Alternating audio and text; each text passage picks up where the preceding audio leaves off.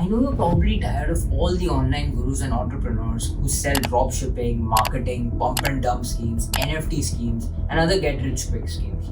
They promise the world but barely deliver anything of value. And when they do, it's just some rehashed version of the same old advice we've heard. But what about Iman? He was allegedly exposed for the entire digital renaissance man project on YouTube for being another one of these schemes mentioned above.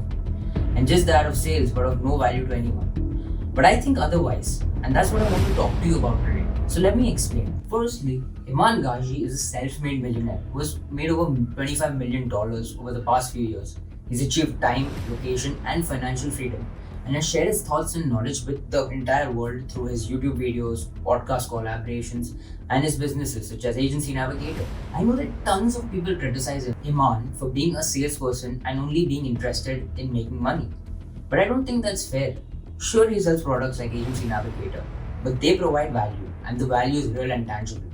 Even though I personally can't afford to spend more than $1,000 on his Agency Navigator, I still gain a lot of value from watching his videos, implementing monk mode, participating in giveaways such as this, and starting an online services-based business that I recently did. Iman's products give people access to a community of successful entrepreneurs who have achieved time, location, and financial freedom.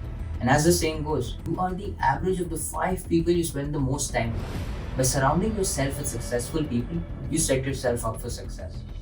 In addition to the community, Iman's products also provide valuable techniques and strategies that can help you grow your business and become recession-proof.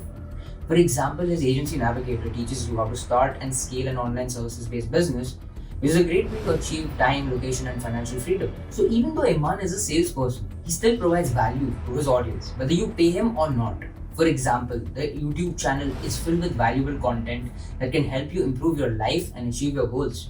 He shares tips and techniques on topics such as productivity, health, and business. And best of all, the content is for free. So even if you can't afford to pay for his products, you can benefit from his wisdom and experience by following the YouTube channel and implementing the advice in your own life. I personally have gained a lot of value from the videos, and I highly recommend them to anyone who's looking to improve their life. Coming over to the next point, one of the key concepts he preaches is the superpower of monk mode. If you're not familiar with monk mode, don't worry, I'm going to explain it to you in detail and show you how it can change your life. So going into monk mode means adopting a daily routine that involves the following non-negotiables. That means you can't avoid these. So you need to exercise for 30 minutes a day, meditate for 10 minutes a day, and avoid alcohol and weed. The routine may seem very simple, but it can have a profound impact on your life. By exercising regularly, you will improve your physical health, increase your energy levels. Meditation will help you clear your mind and focus in the present moment, which can reduce stress and improve your mental health. And by avoiding alcohol and weed, you will improve your cognitive function and reduce the risks associated with excessive consumption of such substances. In addition to the daily routine, there's also some other variables like avoiding caffeine, praying, following a specific diet, fixing daily outreach time. These additional elements can also enhance the benefits of monk mode by providing additional support and guidance for your physical, mental, and spiritual well-being. By avoiding caffeine, for example, you may be able to improve your sleep quality and reduce the risks associated with excess caffeine consumption. Praying and following a specific diet will help you connect to your spiritual side and nourish your body as well with the nutrients it needs. And by setting daily outreach, you will be able to improve your relationships and connect with other people in a more meaningful way and more consistent. Overall, incorporating these additional elements into monk mode can improve it, and you can achieve even greater levels of personal growth and fulfillment. All of these benefits combined can help you achieve your goals and live a more fulfilling life. Iman has also discussed the topic of porn and masturbation and how it can be detrimental to men's health. Like if you want to break a society, the first thing that you do is you make the men weak. And the other thing that you do is you over-sexualize society. And well, he argues that watching porn and masturbating is a weakening action that drains your energy and time as well. He points out that the society has normalized this behavior, which has a high probability of being a product of the puppet masters who want to control and manipulate men. Now, he and many other people who talk against this topic have something similar and simple, that is, go towards no fap, no nutting, all these things. But I recommend something better as a solution. So I'd say go deeper and practice brahmacharya, which is the Sanskrit term that means to stay and conduct within one's own self.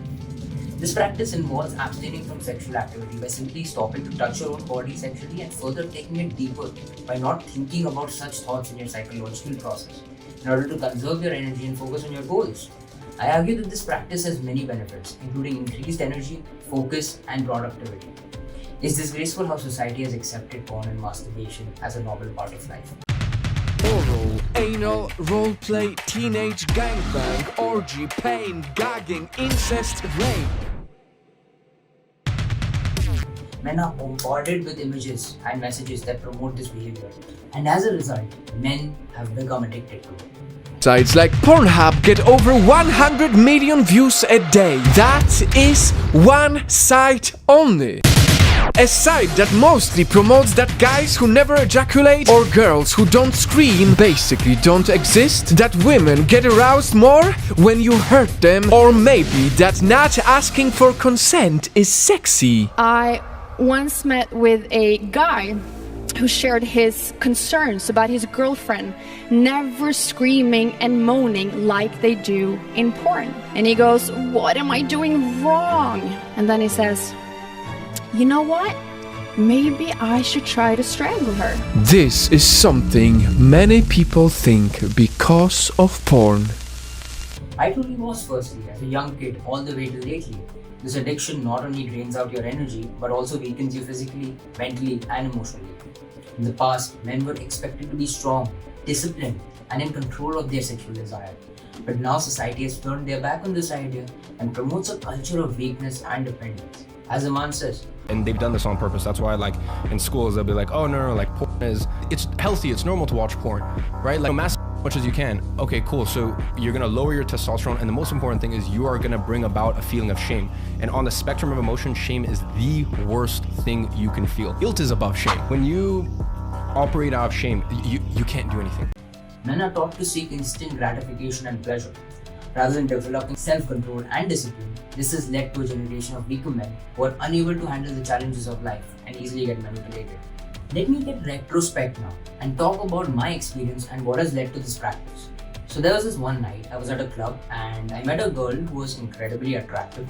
I was immediately drawn to her and I couldn't take my eyes off her. All of a sudden, few drinks down and we started to get too close. Furthermore, I couldn't leave her side.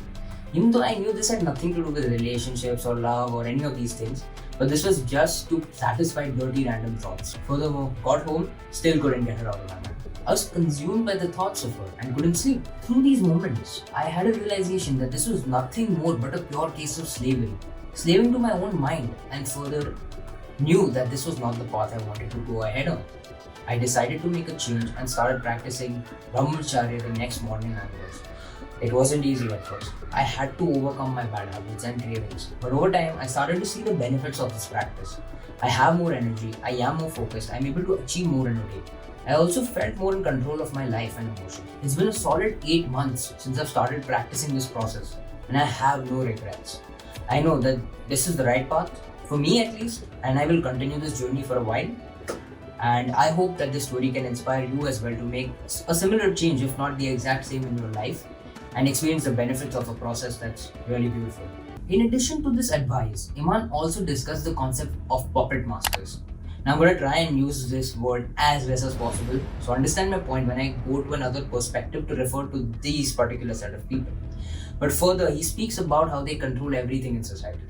He explained the tactics they're promoting, like feminism, diminishing masculinity, in order to make men look submissive and weak. Men are not meant to be dominant. Men are meant to be submissive. They're meant to be worker ants. They're supposed to listen to women. So it's okay to be weak. He also mentioned how they use cancel culture to silence people who speak out against this agenda. For example, Andrew Tate, Hamza, and Iman himself even, many times. Iman argued that this is especially relevant in the times of lockdown, where people are isolated and vulnerable to this manipulation, like we saw over the entire 2020 to 2021. He emphasized the importance of standing up against this agenda and promoting healthy masculinity in order to take back control of our lives. One of my friends, who's a growing influencer with over 10,000 followers, recently got banned from a popular social media platform. He was shocked and confused because he didn't break any of the guidelines. He was only posting inspiring videos of himself working out and sharing his journey as a national champion. But the platform didn't give him a chance to appeal or explain his side of the story. They just banned him without any warning or explanation. This is not fair and it's really suspicious. It's possible the same guys are behind this and they're trying to silence positive masculinity. They're trying to stop the spread of my friend's message. This is not the first time something like this has happened. Many men who promote healthy, positive masculinity have been banned from social media for no reason. This is a form of censorship and it's unacceptable. It's time for us to stand up against these people and demand fair treatment for all men. We need to support each other and share our stories so that we can raise awareness and make a change. Furthermore, these particular sets of people and the upcoming recession are closely linked and also linked to the past and the lessons we can learn from history. During the Dark Ages, there was an economic, intellectual, and cultural decline, and the weakening of men, of course. But then came Renaissance men who changed the course of history and brought us to the most comfortable times we've ever known in history. Now we're facing another crisis.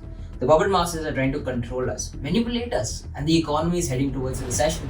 This is a critical moment and we need to be the new Renaissance men of our era. We need to have enough income and cash to sit on while the world's asset drops. We need to average down on these assets. We need to build our wealth and furthermore scale up ourselves and our businesses so that we can contribute to a stronger and more advanced civilization. And further taking inspiration from the quote of a great man, the past can only be remembered. The present can only be experienced. The future has to be crafted. This is not just a new issue. The acts of pettiness have occurred on numerous occasions in the past. These guys are trying to steal our wealth, our freedom, fairly relatable to just the times when the British rule was upon India. They stole trillions of dollars from a rich and spiritual nation and brought them down to poverty.